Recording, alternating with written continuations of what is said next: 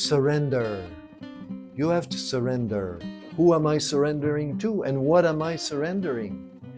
What I am surrendering is basically the attachment to the result of my wishes. That doesn't mean you cannot make any plans and you cannot have any goals.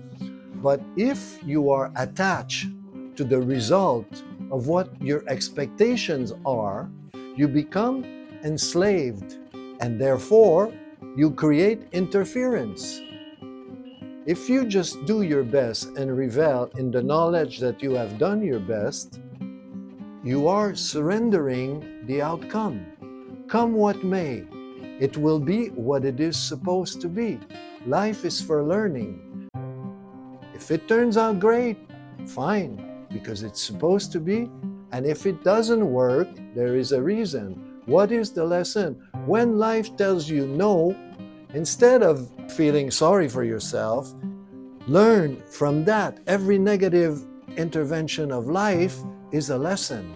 So even in the bad, there is good. But it's up to you to discover. But people don't have the time, or they don't have the inclination, they don't have the disposition to change because they don't know how to change. The role of the guru is to show you ways that are compatible with your pre-existing condition that will allow you to become who you're supposed to be. The best of what you have come here for. But most people get too preoccupied between their projections and their souvenirs.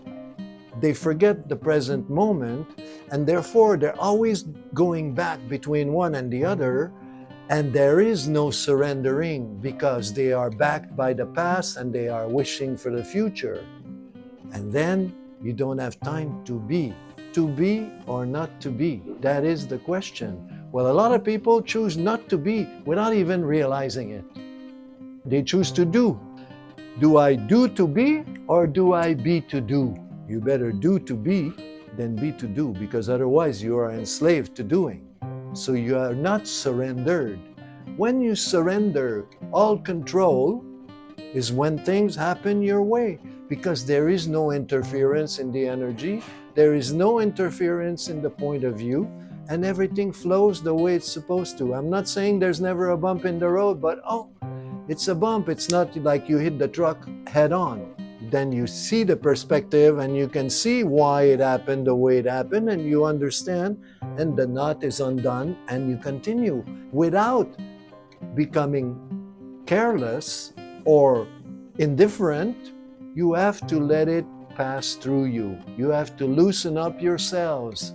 Imagine that your cells, that are a zillion cells composing this machine, because that's really what it is. It's an animal machine. And then all those cells are like loosening up, like atoms, are like there's a little space between each one of them. You give them a breather. Oh, let it pass through me. If you don't do that, if you don't loosen up the cells and let it go through you, if you imprison the trauma, it will turn on you. And it will attack you inward where you're not paying attention. While you're not paying attention, the cancer will grow. The TB will expand. The fungus will start growing. If you're always in a state of self-recycling and you are detached, you have surrendered. You have surrendered to yourself. You have surrendered to life. So in a way, you don't lose anything. On the contrary, you gain everything.